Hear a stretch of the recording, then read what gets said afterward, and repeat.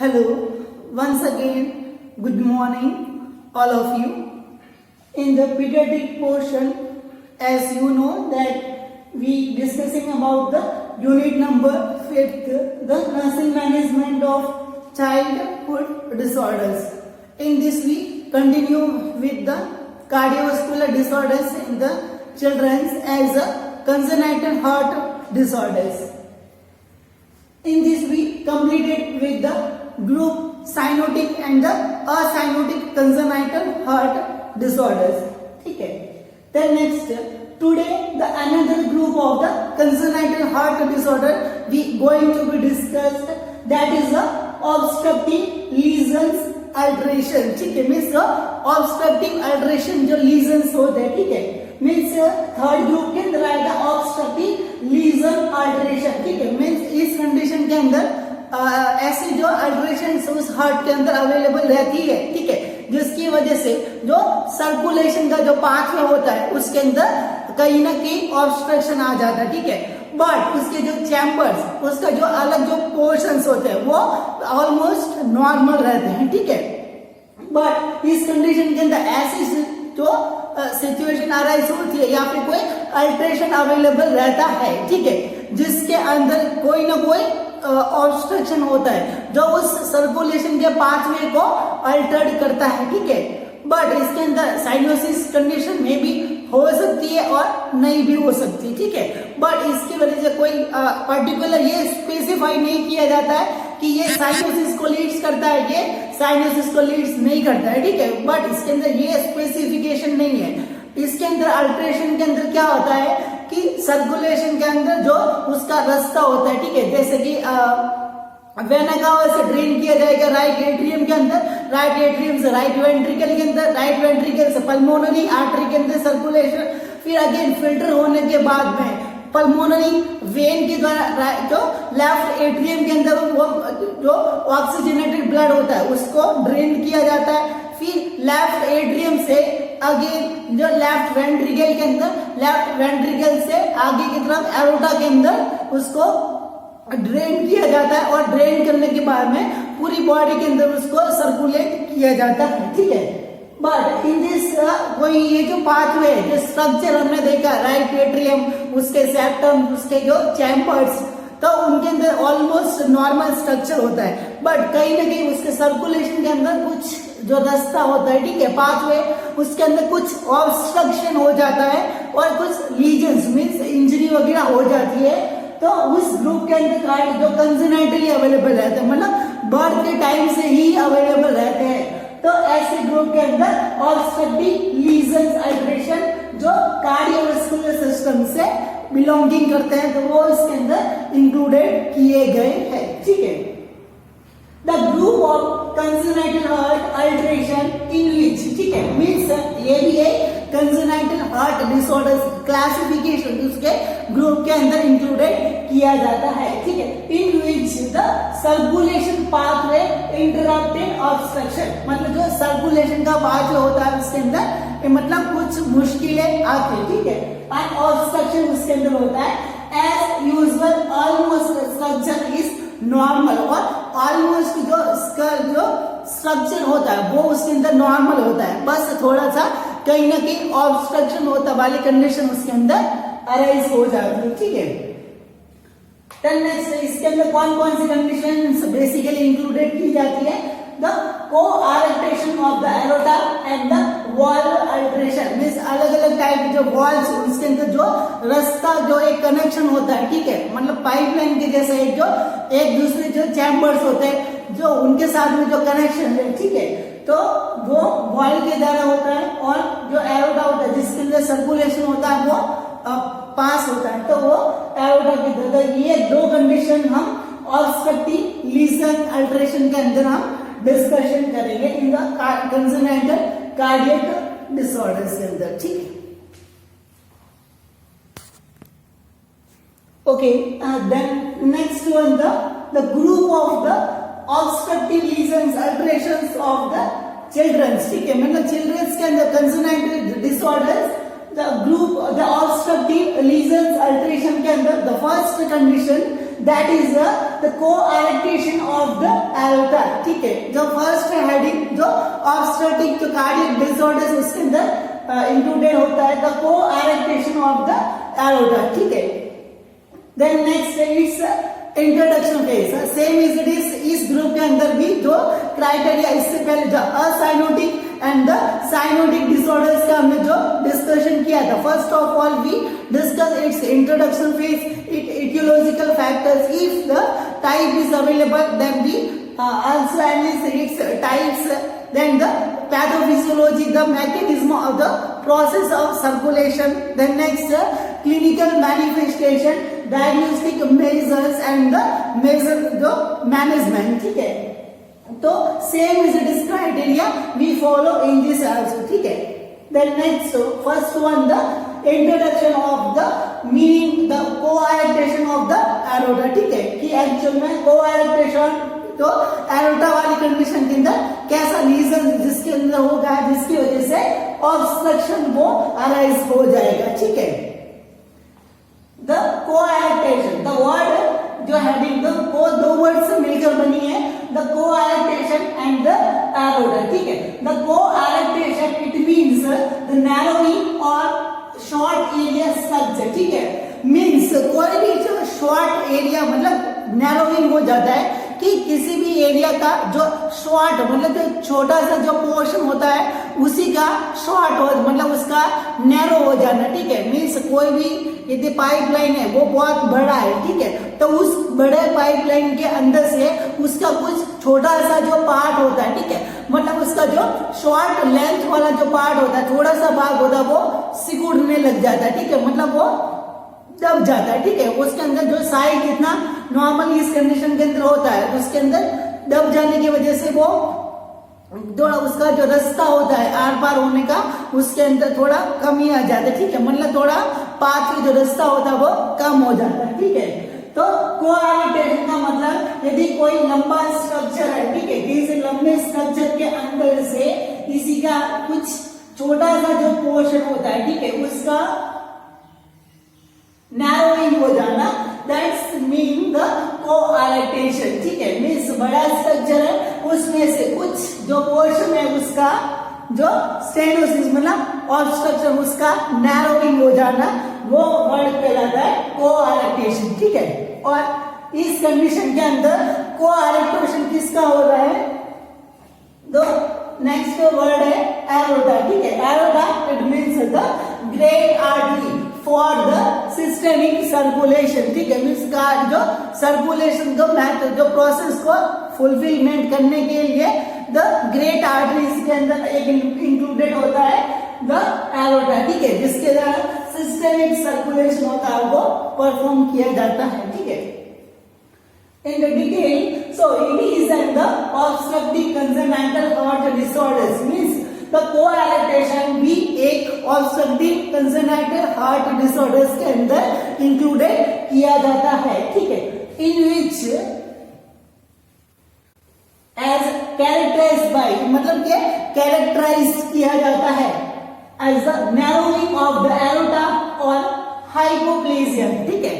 Hypoplasia it means जो structure होता है, ठीक है, जैसे कि ये लेयर थी, ठीक है, इतनी सारी किसी स्ट्रक्चर का ये नॉर्मल इसका ये लेयर की स्किन की जो लेयर है उसके अंदर बताता है, ठीक है, ये नॉर्मल स्ट्रक्चर है किसी का, ठीक है। अब इसके अंदर हाइपोप्लेजिया, हाइपोप्लेजिया मतलब हाइपो का मतलब होता है कि कम हो जाना, ठीक है, डिक्रीज हो जाना, ठीक है, और प्लेजिया इट मींस की सेल के नंबर्स, ठीक है। तो जो सेल का साइज यदि बड़ा होता है तो हाइपरट्रॉफी, ठीक है, सेल के नंबर बढ़ेंगे तो उसका भी साइज ऑटोमेटिकली बढ़ता है, ठीक है।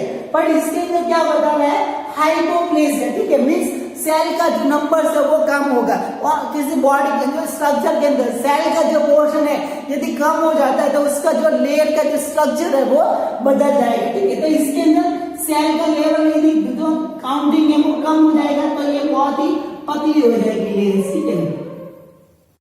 तो ये लेयर है वो एकदम बहुत ही पतली हो जाएगी, तो इस कंडीशन को हम हाइपोप्लेजिया बोलते हैं, ठीक है, मतलब उसका स्टार्टिंग में जो स्ट्रक्चर था वो थोड़ा डिफरेंट था but after the condition of hypoplasia, जिसके अंदर नॉर्मल अमाउंट के अंदर जितनी सेल इसके अंदर थी वो डिक्रीज हो गई, ठीक है। तो एरोटा के अंदर भी स्ट्रक्चर, जो इसके अंदर जो नॉर्मल स्ट्रक्चर होता है उसकी लेयर्स का, ठीक है, तो उसी के अंदर जो सेल का जो काउंटिंग होता है वो थोड़ा बहुत कम हो जाता है और नैरोइंग हो जाता है, मतलब कुछ शॉर्ट उसका जो पार्ट होता है, ठीक है, वो नैरोइंग हो जाता है, ठीक है। एज एग्जांपल इस डायग्राम को देखिए, ठीक है, नॉर्मल जो हार्ट का स्ट्रक्चर उसका जो डायग्राम होता है वो इस वे के अंदर ये शो करता है, ठीक है, कि एरोटा है उसका जो एक लॉन्ग जो ग्रेट आर्टरी होती है, ठीक है, इसके अंदर सारा स्ट्रक्चर होता है और इतना मोटाई का भी इसके अंदर लेयर्स होती है, ठीक है। बट कोएलेटेशन ऑफ एरोटा के अंदर ऐसी सिचुएशन हो जाती है, ठीक है, मींस ये जो शॉर्ट वाला जो पोर्शन आप देख रहे हैं, ठीक है, जो हाईलाइटेड किया गया ब्लैक लाइन से, ठीक है, तो ये क्या बताता है कि नॉर्मल जो स्ट्रक्चर है, जैसे यहाँ पे इतना मोटा है, ठीक है, और लास्ट के अंदर भी इतना मोटा है, ठीक है, बट ये जो शॉर्ट स्ट्रक्चर है, ठीक है, ये जो थोड़ा सा जो शॉर्ट वाला जो पार्ट है वो क्या हो चुका है, नैरो हो चुका है, मीन्स थोड़ा सिकुड़ने लग गया है, ठीक है। और इसके अंदर हाइपोप्लेसिया, हाइपोप्लेसिया मीन्स ये जो लेयर इतनी मोटी है, ठीक है, तो वो इसके अंदर ये बहुत ही पतली हो जाएगी, ठीक है,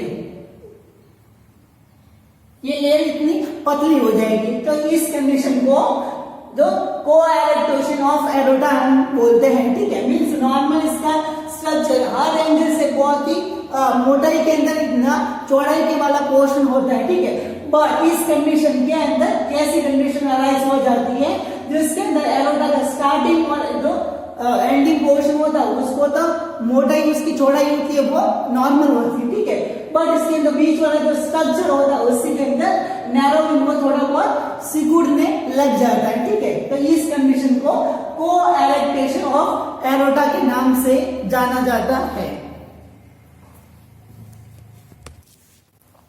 Okay, then next after the introduction phase of the coarctation of aorta, ठीक है, in this we discuss about what is the actual meaning of the state coarctation of aorta, ठीक है। then next इसी के अंदर इसका etiological factors मीन्स कौन कौन से जो फैक्टर्स प्रीडिस्पोजिंग फैक्टर जो इस कंडीशन को बेबी के अंदर अराइज कर सकते हैं at the time of birth, मतलब बेबी यूट्रस के अंदर होता है तो ऐसी कौन सी कंडीशंस हो जाती है, ठीक है। तो अभी तक जो सारे जो क्राइटेरिया हमने डिस्कस किए जो कंजेनाइटल प्रॉब्लम्स को लीड्स करते थे, ठीक है, तो सेम एज इट इज वो इसके अंदर आप लिख सकते हैं, ठीक है। एक आपके लिए बेनिफिट्स रहेगा कि कंजेनाइटल हार्ट डिसऑर्डर्स के अंदर आगे भी बहुत सारे जो कंजेनाइटल हार्ट डिसऑर्डर या फिर अदर सिस्टम से रिलेटेड भी कंजेनाइटल हार्ट प्रॉब्लम्स यदि हम डिस्कसिंग करेंगे, ठीक है, तो इसके अंदर ये क्राइटेरिया आप लिख सकते हैं, ठीक है, मीन्स जो कंजेनाइटल प्रॉब्लम कुछ भी हो, ठीक है, तो ये कॉजेस उसके अंदर आप इंक्लूडेड कर सकते हैं, अपना मार्क्स होते हैं वो आप ले सकते हो, ठीक है। तो ये आपके लिए बेनिफिशियल पॉइंट रहेगा। तो सेम इसके अंदर भी उसका एग्जैक्ट कॉज क्या है वो अभी तक अनआइडेंटिफाई है, ठीक है। The genes and the chromosomes mutation, ठीक है, मीन्स जो जीन्स क्रोमोसोम्स होता है उनका स्ट्रक्चर के अंदर और या फिर उनकी जो कंटिन्यूटी होती है उनके अंदर यदि डिफॉर्मिटी आने की वजह से बहुत सारे जो कैरेक्टरिस्टिक्स अदर जो स्ट्रक्चरल उसके अंदर चेंजेस आ सकते हैं, ठीक है। देन नेक्स्ट मैटरनल इन्फेक्शन, ठीक है, मदर का इन्फेक्शन है चिल्ड्रंस के अंदर ट्रांसफर हो जाएगा या फिर चिल्ड्रंस का जो ऑर्गेनोजेनेसिस होता है वो अच्छी तरह से नहीं हो पाएगा, ठीक है। तो अब बहुत सारी जो अल्टरेशन अराइज हो सकती है, ठीक है। हार्मफुल हैबिट्स, मदर के हार्मफुल हैबिट्स है, ठीक है, तो उसका भी इनडायरेक्टली साइड इफेक्ट चिल्ड्रंस के ऊपर पड़ेगा, लेकिन मदर, ठीक है, पर डिफेक्ट पड़ेगा चिल्ड्रंस के ऊपर, ठीक है। Then next teratogenic effect, mother के द्वारा ऐसे प्रोडक्ट यूज में उनके ब्लड के अंदर सर्कुलेट कर रहे हैं, ठीक है, तो उन फैक्टर्स की वजह से भी उस चिल्ड्रंस के ऊपर डिफेक्ट पड़ सकता है, ठीक है, जब वो प्लेसेंटा को क्रॉस करके जाएंगे तो, ठीक है। Repeatedly exposure to the radiation and its adverse effect, ठीक है। मीन्स मदर को ज्यादा से ज्यादा टाइम पीरियड के अंदर जो जब प्रेगनेंसी का जो स्टार्टिंग पीरियड होता है, जब हार्ट का फॉर्मेशन हो रहा होता है, ठीक है, तो उस समय उस लेडीज को किसी डायग्नोस्टिक की वजह से उसको रेडिएशन के जो ऐसे टेस्ट वगैरह होते हैं, जैसे सीटी स्कैन, एमआरआई, एक्सरे, तो इन सब के बार बार उसको एक्सपोज किया जाता है, ठीक है। तो इन रेडिएशन का उसके ऊपर एडवर्स इफेक्ट होता है, ठीक है। तो उसी की वजह से बहुत सारी जो प्रॉब्लम्स होती है वो हो सकती है, एज लाइक कोएरेक्टेशन ऑफ एरोटा, ठीक है। तो ये कंडीशन भी उसके अंदर हो सकती है। तो इन फैक्टर्स की वजह से भी एरोटा की इस टाइप की जो कंडीशंस है वो अराइज हो सकती है, ठीक है। Okay, then next after the introduction phase and the etiological factors which may leads the obstructive lesion type of condition, the coarctation of the aorta, ठीक है। Then next third thing that pathophysiology mechanism of the coarctation of aorta, ठीक है। Means एक baby है जिसके अंदर जो कोआरेक्टेशन of aorta वाली कंडीशन यदि उसके अंदर अवेलेबल है, ठीक है, तो उसके अंदर सर्कुलेशन का जो मैकेनिज्म क्या रहेगा, मीन्स जो बेबी इस कंडीशन के साथ में है तो उसके अंदर क्या जो सर्कुलेशन का इवेंट होता होगा, ठीक है। तो वो डिस्कसिंग करेंगे as blood flow left atrium to the left ventricle, ठीक है। मीन्स वेनस जो पल्मोनरी वेन के द्वारा उसको जो फिल्ट्रेटेड जो ब्लड होता है वो वेनस ड्रेन किया जाता है लेफ्ट एट्रियम के अंदर, ठीक है। देन नेक्स्ट आगे left atrium to left ventricle, ये लेफ्ट एट्रियम से आगे इस कंपार्टमेंट के लेफ्ट वेंट्रिकल के अंदर आगे फ्लो होता है, ठीक है। ये नॉर्मली शो करता है, ठीक है। Then next ejaculate through the aortic wall to the aorta, means एक वॉल लगा होता है इस वेंट्रिकल के अंदर, ठीक है। वो इस वॉल का नाम एरोटिक वॉल होता है, ठीक है। इस एरोटिक वॉल के द्वारा लेफ्ट वेंट्रिकल का जो ब्लड होता है वो एरोटा की तरफ बेस किया जाता है, ठीक है। तो एरोटा के अंदर फ्लो के अंदर आ जाता है, ठीक है। But due to the narrowing और hypoplegic state of aorta, but इस कंडीशन के अंदर बेबी के एरोटा के अंदर क्या जो दूसरा सारा स्ट्रक्चर नॉर्मल है, राइट एट्रियम नॉर्मल है, सेप्टम उनका नॉर्मल है, जो राइट वेंट्रिकल है वो भी नॉर्मल है, ठीक है। वॉल्व है वो भी अपना काम अच्छी तरह से कर रहा है, ठीक है। जो लेफ्ट एट्रियम का स्ट्रक्चर, उसके चैम्बर्स, सारे पल्मोनरी सर्कुलेशन सब नॉर्मल है, ठीक है। और जो एरोटा का जो अरेंजमेंट, उसकी जो लोकेशन होती है वो भी नॉर्मल है, ठीक है। तो स्टार्टिंग में हमने पढ़ा था कि ऑलमोस्ट जो स्ट्रक्चर होता है वो बेसिकली नॉर्मली होता है, ठीक है।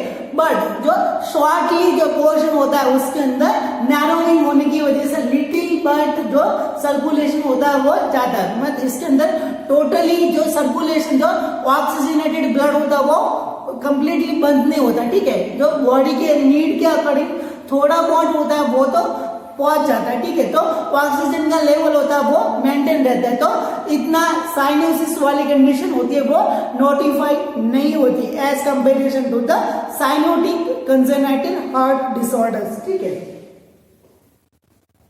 Then next but due to the narrowing or the hypoplasic state of the aorta, जो इस ऐसी कंडीशन यदि एरोटा की हो जाती है, ठीक है, तो the completely cardiac output doesn't flow, ठीक है।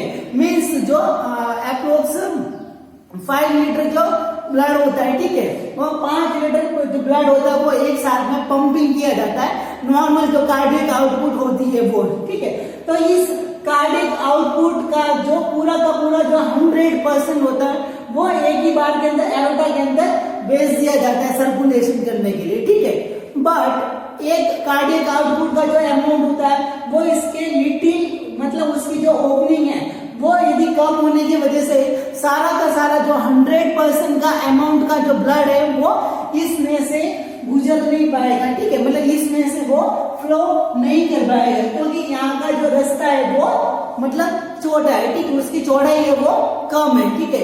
इसकी वजह से क्या होगा कि ब्लड यहाँ तक तो नॉर्मली फ्लो करेगा, पर यहाँ से कम होने की वजह से धीरे धीरे थोड़ा थोड़ा ब्लड होगा हो जाएगा और पूरी बॉडी को सर्कुलेट हो जाएगा, ठीक है। बट वापस क्या होगा कि इसके अंदर जो 100% ब्लड है उसका एज एग्जाम्पल मानो कि 70 ml जो ब्लड है वो गया है, ठीक है। तो 100% का यदि 30% होता है वो इस जगह में से गुजर गया, ठीक है। पीछे कितना बचा 70 ml, ठीक है। 70 ml वो अगेन वापस इसके अंदर ही जमा हो जाएगा, ठीक है। या फिर वो 70% जो ब्लड है वो वापस बैक फ्लो होगा, तो इस वॉल के ऊपर प्रेशर जनरेट करेगा, मतलब बार बार उस वॉल के ऊपर धक्का लगने की वजह से वॉल फेलियर हो सकता है, मतलब वॉल होता है वो अपना काम करना अच्छे से नहीं कर पाएगा, ठीक है। या फिर ऐसा होगा कि इसका 70% बढ़ गया, ठीक है, एक कार्डियक आउटपुट का, ठीक है। फिर वापस दूसरा नॉर्मल प्रोसेस देखिए कि पल्मोनरी आर्टरी के द्वारा अगेन वापस 100% ब्लड होता है वो इसके अंदर फिल्ट्रेट करने के बाद में छोड़ा जाता है, ठीक है। तो ऑलरेडी 70% तो ब्लड था ही इसके अंदर, ठीक है। 100% और इसके अंदर आ गया तो कितना हो गया टोटल 170%, मतलब 170% इसके अंदर ज्यादा हो गया। तो 170% ब्लड जो उसको भरने के लिए उसकी साइज होती है वो अपनी बढ़ा देता है, ठीक है। तो इसकी वजह से इसका साइज है वो बड़ा हो जाएगा, ठीक है, क्योंकि जितना जो सर्कुलेशन होगा उसके धीरे धीरे ब्लड बढ़ता जाएगा, क्योंकि इसके अंदर आगे जाने के लिए रास्ता है वो छोटा है और उसके अंदर 170% है, वो 170% अभी ज्यादा अमाउंट उसके ऊपर करेगा, तो ज्यादा लोड होने की वजह से वॉल अपना काम नहीं कर पाएगा, ज्यादा सर्कुलेशन का अमाउंट कलेक्ट होने की वजह से जो लेफ्ट वेंट्रिकल का पार्ट है वो बड़ा हो जाएगा, ठीक है। तो ये कंडीशन इसके अंदर हो जाती है और धीरे धीरे जो ब्लड होता है वो जाता है, ठीक है। तो due to the complete cardiac output, मतलब सारे जो 100% जो कार्डियक आउटपुट होता है वो एक ही बार के अंदर नहीं फ्लो हो पाती, ठीक है, doesn't flow through it's lead the back flow, ठीक है। और इसकी वजह से क्या होगा बैक फ्लो होगा, जो जैसा मैंने बताया कि वापस ब्लड होता है वो थोड़ा बहुत इसके अंदर वापस बैक वापस आने लग जाएगा, ठीक है। And collection in the left ventricle और इस लेफ्ट वेंट्रिकल के अंदर बढ़ता रहेगा, ठीक है। और lead the pressure on erotic wall, और जैसा मैंने बताया ज्यादा प्रेशर होने की वजह से बार बार उस एरोटिक वॉल के ऊपर प्रेशर जनरेट होता है, ठीक है। इसकी वजह से लिटिल ओपनिंग, मतलब उसके अंदर जगह छोटी सी होने की वजह से ये सब होता है, तो वॉल्व फेलियर हो सकता है और लेफ्ट जो वेंट्रिकल है उसके अंदर हाइपरट्रॉफी हो सकती है, ठीक है। तो ये मैकेनिज्म रहता है सर्कुलेशन का person baby with the condition of okay. Then next after the pathophysiology mechanism of the coarctation of aorta, ठीक है। इस कंडीशन के अंदर पैथोफिजियोलॉजी के बाद में कौन कौन से जो सिम्टम्स जो हम नोटिफाई करेंगे जिस बेबी के अंदर ये कंडीशन यदि है तो उसके अंदर क्या क्या सिम्टम्स हमको देखने को मिलेंगे, ठीक है। तो ऐसा माना जाता है कि mostly the asymptomatic stage as early age stage, मतलब स्टार्टिंग के अंदर तो कोई मतलब कुछ पर्सन होते हैं जिनके अंदर कोई सिम्टम्स हम आइडेंटिफाई नहीं कर पाते, ठीक है, क्योंकि उनके अंदर कुछ स्टेज ऐसे कुछ होगी नहीं जिससे हमको पता लगे कि उसको कुछ प्रॉब्लम है, ठीक है। मतलब शुरुआत के अंदर तो वो असिम्प्टोमेटिक रहेगा, हमको कुछ भी पता नहीं लग पाएगा, कुछ अबनॉर्मलिटी नहीं हो पाएगी, ठीक है। बट लेट स्टेज के अंदर क्या होगा बाउंडिंग पल्स, ठीक है।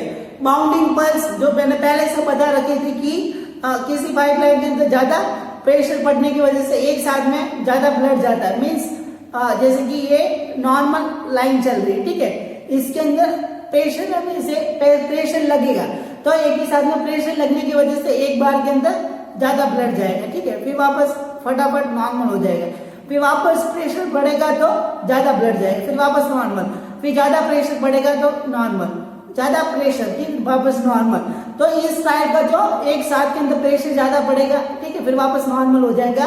तो इस टाइप की जो पल्स का टाइप होता है उसको बाउंडिंग पल्स हम बोलते हैं, ठीक है। जैसे कि पानी की नली के अंदर एक बीच वाले पोर्शन के अंदर एक हाथ मारिए तो आगे वाले पोर्शन के अंदर जो सर्कुलेशन, जो पानी बाहर निकलेगा वो ज्यादा फोर्स के साथ में निकलेगा, ठीक है।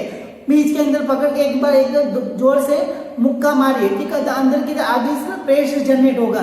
उसी टाइप का जो हमारी जो एरोटा होता है उसके ऊपर एक बार में ज्यादा ब्लड जाता है, ठीक है। जो हमने देखा था 70% या 0.70% ज्यादा जाएगा तो पल्स होगी वो बाउंडिंग जैसे हमको फील हो सकती है, ठीक है। टैकीकार्डिया, ठीक है, मतलब हार्ट के अंदर कुछ भी अबनॉर्मलिटी होने की वजह से हार्ट अपना ऑटोमेटिकली एडजस्टमेंट करने के लिए कॉन्ट्रैक्शन होता है वो बढ़ा जाता है। उसको लगता है कि बॉडी को कुछ हो सकता है तो वो ऑटोमेटिकली अपना सर्कुलेशन होता है वो बढ़ा जाता है, ठीक है। हाई ब्लड प्रेशर, ठीक है, हाई ब्लड प्रेशर आपको पता ही होगा कि वो धीरे धीरे अमाउंट जो लेफ्ट वेंट्रिकल के अंदर बढ़ता रहता है, ठीक है। पहले 70% था, फिर 100 ml वापस बढ़ने की वजह से 170 हो गया, फिर आगे और 100 आएगा तो 270 हो जाएगा, तो धीरे धीरे बढ़ता रहेगा और ज्यादा ब्लड होगा तो ज्यादा ब्लड प्रेशर हो सकता है, ठीक है। Then next weak femoral pulse, ठीक है। फीमोरल पल्स मीन्स हमारे जो पाँव वाले जो पल्स होते हैं, इस साइड के अंदर जो पल्स होती है वो कम होगी, ठीक है। इसका रीजन ये है कि आप देखिए कि एरोटा के अंदर जो ब्लड होता है वो धीरे धीरे कम अमाउंट के अंदर आ रहा है, ठीक है। तो कम अमाउंट के अंदर ब्लड आएगा तो उसको पाँव वाले पोर्शन में पहुंचने तक उसको ज्यादा अमाउंट नहीं मिलेगा। जैसे कि आप देखिए कि 100 ml जा रहा है, ठीक है, तो 100 ml का पूरा जाएगा तो पूरी बॉडी को मिल सकता है, ठीक है। सिर को भी मिल सकता है, बीच वाले पोर्शन को, पाँव वाले पोर्शन को भी मिल सकता है, ठीक है। बट आप इस कंडीशन के अंदर आप देखिए कि ऐसा होता है कि 70% जो होता है वो वापस बैक फ्लो होता है और 30% उसके अंदर ब्लड आता है, ठीक है। तो 30% होता है वो थोड़ा ऊपर जाएगा, थोड़ा बीच वाली कैविटी को जाएगा और नीचे आते तक, जो नीचे आने तक बहुत धीरे धीरे उसके अंदर अमाउंट पूरा ही कम हो जाएगा, ठीक है। तो कम आने की वजह से जो फीमोरल के अंदर जो पल्स होती है वो हमको कम, मतलब वीकली हमको सुनाई देगी। वीकली मतलब ऐसा नहीं कि अठवाडियों में सुनाई, वीक मतलब कमजोर, मतलब कम सुनाई देगी। उसका साउंड जो नॉर्मली जो पल्स होती है उसके जैसा नहीं होगा, ठीक है। तो वीक फीमोरल पल्स हो सकती है, ठीक है। और इसी के साथ में कूल एक्सट्रीमिटीज, ठीक, कूल एक्सट्रीमिटीज का मतलब हमारी बॉडी होती है वो टेम्परेचर रेगुलेट होता है ब्लड के सर्कुलेशन की वजह से, ठीक है। आप ऐसे हाथ करते हैं, ठीक है, तो हाथ जो सर्कुलेशन होता है वो ज्यादा होता है, फिर हम देखते हैं वो हाथ गर्म हो जाता है क्योंकि ब्लड के सर्कुलेशन की वजह से जो टेम्परेचर होता है वो जनरेट होता है, ठीक है। बट किसी जगह के ऊपर ब्लड का सर्कुलेशन अच्छे तरह से नहीं होगा तो वो कूल हो जाएगी, ठीक है। तो इसके अंदर आपने देखा कि पाँव वाले पोर्शन तक जो ब्लड का सर्कुलेशन होता है वो नहीं पहुंच पाता, ठीक है। तो इसकी वजह से जो पाँव वाला पोर्शन है वो पूरा एकदम कूल हो जाएगा, ठीक है, ठंडा होने, क्योंकि इसका रीजन पूरी तरह ब्लड का सर्कुलेशन होता है वो नहीं पहुंच पा रहा है, ठीक है। देन नेक्स्ट लो वेट गेन, लो वेट गेन रीजन की पूरी जो जितना अमाउंट जरूरत है उतना का उतना सारा का सारा सर्कुलेट के लिए नहीं जा पा रहा है, तो कुछ सेल वो सही से बढ़ेगी, कुछ सेल को सर्कुलेशन नहीं मिल पाएगा, तो इनडायरेक्टली वेट गेन होता है वो लो हो सकता है, ठीक है। एपिस्टैक्सिस, ठीक है, एपिस्टैक्सिस मीन्स नोज ब्लीडिंग, ठीक है, मीन्स ऐसी जो छोटी छोटी जो ब्लड वेन जो आर्टरीज होती है, ठीक है, मीन्स जैसे जो नाक में से ब्लीडिंग होती है तो नाक के अंदर जो ऊपर की तरफ जो स्किन की लेयर होती है, जो नाक के अंदर जो लेयर्स होती है, तो उनकी जो ऊपर वाली जो सुपरफिशियली जो ब्लड वेसल्स होती है उनके ऊपर ज्यादा प्रेशर लगेगा, ठीक है। ज्यादा प्रेशर लगने की वजह से वो टूट जाएगी, उनके अंदर ब्रेकअप होने की वजह से उनके अंदर ब्लीडिंग हो सकती है, ठीक है। जो नाक के ऊपर जो बहुत सारे जो ब्लड वेसल्स होती है वो बहुत ही ऊपर के लेवल के अंदर ही होती है, ठीक है। तो इसकी वजह से नाक के अंदर ब्लीडिंग होती है वो ज्यादा होती है। हमारे स्किन के अंदर तो ऊपर जो मसल्स वगैरह होती है वो डीपली थोड़ी होती है, ठीक है, और उसके ऊपर हार्ड जो लेयर होती है स्किन की जो एपिडर्मिस वगैरह होती है, ठीक है। बट जो नाक वाले पोर्शन के अंदर बहुत ही जो बाहर की तरफ की जो ब्लड वेसल्स होती है, इसकी वजह से इजीली उंगली करने के बाद में भी ब्लीडिंग होती है, वो हो जाती है। ठीक है, तो ज्यादा प्रेशर लगने की वजह से एपिस्टेक्सिस हो सकता है। ठीक है, और फटीग मतलब ज्यादा सही अमाउंट के अंदर ब्लड का सर्कुलेशन नहीं होने की वजह से उस बेबी को थकान महसूस हो सकती है, और शॉर्टनेस ऑफ ब्रीथ मतलब सांस लेने उसको कम मतलब उसको डिफिकल्टी हो सकती है। और इस वे के अंदर शॉर्टनेस मीन्स जो नॉर्मल जो टाइम पीरियड होता है ब्रीदिंग लेने का, ठीक है, तो वो नहीं होगा, फटाफट ब्रीदिंग लेगा। इस वे के अंदर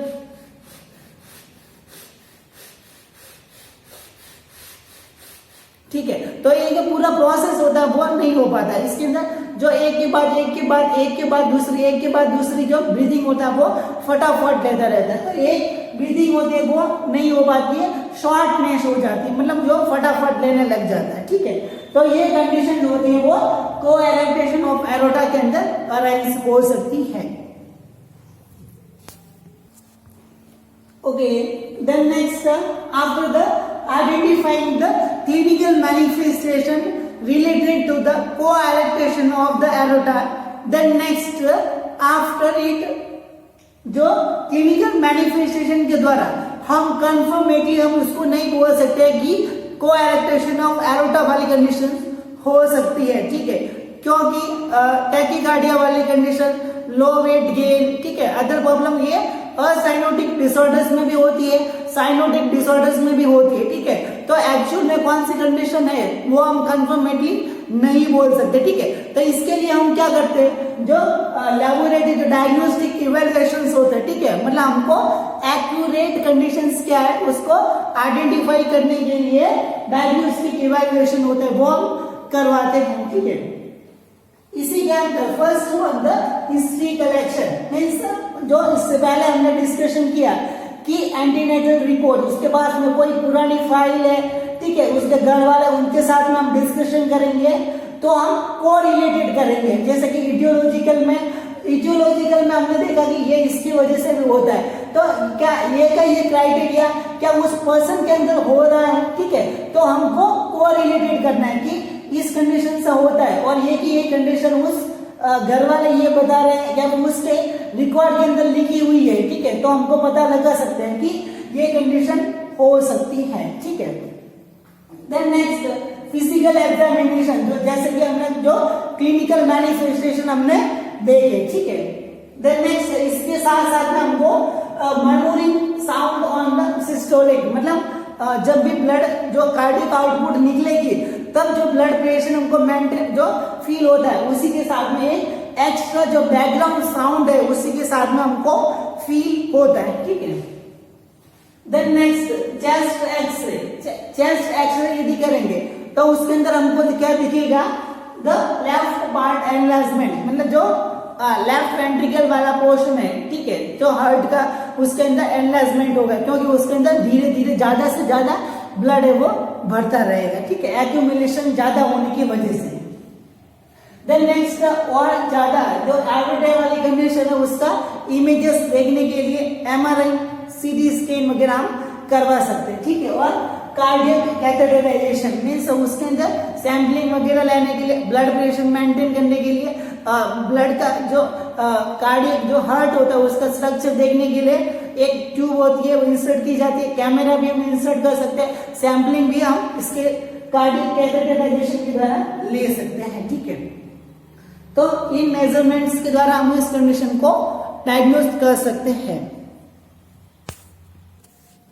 ओके, देन नेक्स्ट हम आफ्टर द कंडीशन डायग्नोज करने से बाद में हम इसकी प्लानिंग करते हैं कि इसको कैसे ट्रीट किया जाएगा। ठीक है, हाँ, तो इसी के अंदर आएगा the medical management is not applicable. ठीक है, बेसिकली ऐसी कोई दवाई नहीं है जिसके द्वारा इसको शॉर्ट जो नैरो होता है उसको डायलेट किया जाए या फिर उसके हाइपोप्लेसिया को कम कर दिया जाए। ठीक है, इसी के अंदर आता है तो नॉन सर्जिकल मैनेजमेंट मीन्स ये एक ना दवाई के अंदर इंक्लूडेड होता है और ना ही एक सर्जरी के अंदर इंक्लूडेड होता है, बट इसके द्वारा एक मैनेजमेंट किया जा सकता है, उसको हम बैलून एंजियोप्लास्टी के नाम से जाना जाता है। ठीक है, तो उसके अंदर एक बैलून स्टेंट हम मतलब उसके अंदर लगा दें। ठीक है, मीन्स एक बैलून इसके अंदर लगाया जाएगा कि एक ट्यूब होती है वो हम इसके अंदर इंसर्ट करते हैं, ठीक है। फिर एक जो नेट वाला जो बैलून होता है, ठीक है, एक जो बैलून होता है वो इसके अंदर इंसर्ट करते हैं, ठीक है। मीन्स बाहर की तरफ से हमने एक जो कैथेटर की तरह एक जो बैलून होता है वो हमने एक इसके अंदर इंसर्ट किया, ठीक है। फिर ये आगे की तरफ चला जाएगा, ठीक है। तो इस बैलून के अंदर फिर वापस इस बैलून का हमको फुलाना है, ठीक है। तो बैलून को हम ऐसे फुलाएंगे तो ये बैलून है वो फूल जाएगा, ठीक है। इसके फूलने की वजह से ये ऐसे इतना बड़ा हो जाएगा तो एरोटा होता वो भी ऑटोमेटिक इसके जैसा इतना साइज का हो जाएगा, ठीक है। और बैलून के अंदर बीच में जो फ्लो होने के लिए इसके अंदर नेट लगी हुई होती है, ठीक है। तो इस टाइप की जो नेट इसके अंदर लगी हुई होती है तो इसमें से ब्लड होता है वो आर पार जा सकता है, ठीक है। तो पहले हमने जो इसके बाहर की तरफ से ट्यूब हमने इंसर्ट करने के बाद में बैलून को यहाँ तक पहुंचाया था। फिर बैलून को हम जैसे ही उस बाहर की तरफ से हम उसको फुलाएंगे तो बैलून होता वो इतना फूल जाएगा, ठीक है। और ये नैनो वाला पार्ट होता है वो भी नॉर्मल इनके जितना का जितना चौड़ाई के अंदर हो जाएगा। और इस बैलून के अंदर से जाने का रास्ता नहीं होने के इसके अंदर हम एक जो नेट अवेलेबल रहती है, ठीक है, जो जाली लगा देते हैं तो जाली के अंदर से ब्लड होता है वो फ्लो कर लेते हैं, ठीक है। इस मैनेजमेंट को हम नॉन सर्जिकल मैनेजमेंट के अंदर इंक्लूडेड करते हैं, ठीक है। इसको हम बैलून एंजियोप्लास्टी के नाम से जाना जाता है, ठीक है। Then next one the non surgical management, ठीक है। सॉरी, जो सर्जिकल मैनेजमेंट के अंदर आएगा enlargement of part by the artificial grafting, ठीक है। जैसे कि ये अबनॉर्मल कंडीशंस है, ठीक है।